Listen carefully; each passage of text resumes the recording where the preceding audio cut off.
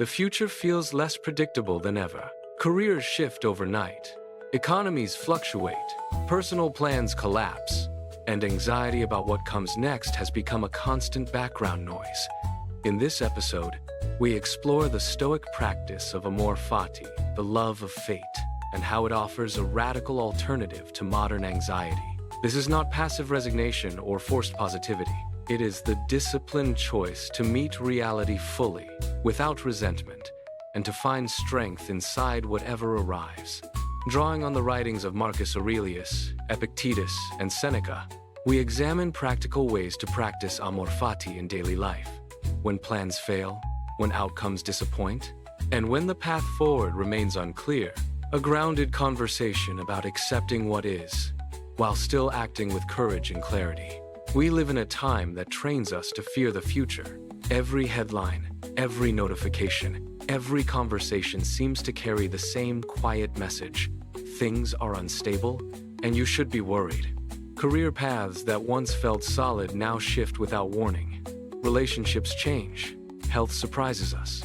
Plans we spent months building can dissolve in a single afternoon. And underneath it all sits a restless question.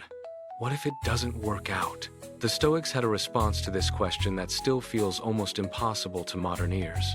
They called it Amor Fati, the love of fate. Not tolerance of fate, not reluctant acceptance, love. Welcome. Today we're going to sit with one of the most demanding and liberating ideas in Stoicism.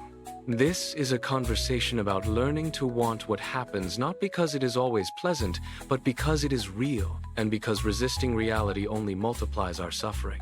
Marcus Aurelius wrote, "Accept the things to which fate binds you, and love the people with whom fate brings you together, but do so with all your heart."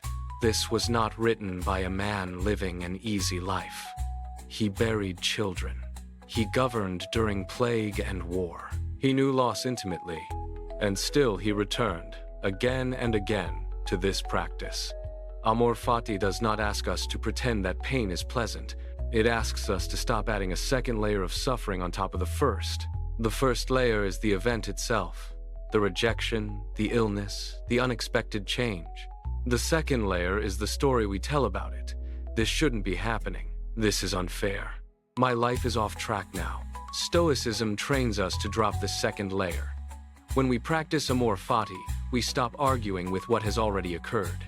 We stop demanding that the universe arrange itself according to our preferences. We meet the moment as it is, and then we ask the only question that still belongs to us. Given that this is what has happened, what is the virtuous response? That shift is everything. It moves us from victimhood into agency, from complaint into clarity, from resistance into strength. Let's make this practical. The next time something unwanted arrives, a delayed plan, a difficult conversation, an outcome that disappoints, try this short sequence. First, name it cleanly without exaggeration. This is what happened. Second, release the demand that it should have been different. You can feel the disappointment without feeding the resentment. Third, ask, what is still mine to do here? Sometimes the answer is action. Sometimes the answer is patience. Sometimes the answer is simply enduring well. Amor Fati is not passive. Marcus Aurelius still governed. Epictetus still taught. Seneca still wrote and advised. They did not stop participating in life. They simply stopped requiring life to obey their script. In an age of uncertainty, this practice becomes even more valuable. When so much feels outside our control, the refusal to be at war with reality may be one of the last reliable forms of freedom we have. You do not have to like every chapter. You only have to stop hating the book for containing them.